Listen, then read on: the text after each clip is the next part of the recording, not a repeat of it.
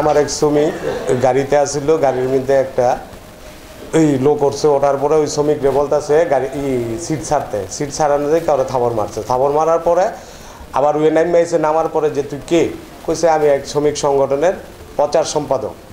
তুই শ্রমিক নেতা?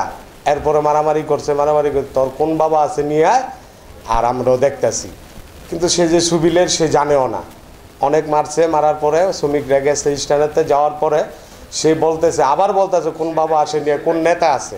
সে হচ্ছে এক পুলিশের ঊর্ধ্বতন কর্মকর্তার সিভিলের ওদের ডিউটি করে, সে বডিগার্ড হতে পারে। শ্রমিকরা যাওয়ার পরে ওই শ্রমিক মারছে, সিভিলের লোক পুলিশ দিয়ে মারছে। মারার পরে তারাও হাডলাইটে যেতে লইছে, পরে তারা গুলি করছে পুরা রাস্তায়। আমার দুইটা না তিনটা লোক গুলিবিদ্ধ, হাসপাতালে আছে।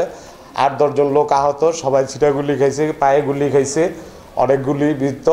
কিন্তু তারাই প্রশাসনের লোক হয়ে আসে কেন এই শান্তিপূর্ণ শহরে অশান্তি লাগাইলো, শ্রমিকদের আমার ড্রাইভারদের উপরে অত্যাচার করলো। এটা আমি প্রশাসনের ঊর্ধ্বতন কর্মকর্তা এবং আমার যে শ্রমিক ফেডারেশন আছে কেন্দ্রীয়ভাবে, তাদের কাছে সবার কাছে আমি বিচার চাই।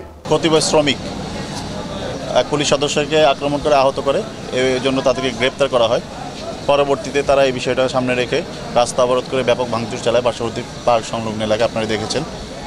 তখন পুলিশ এসে তাদেরকে ছত্রভঙ্গ করে।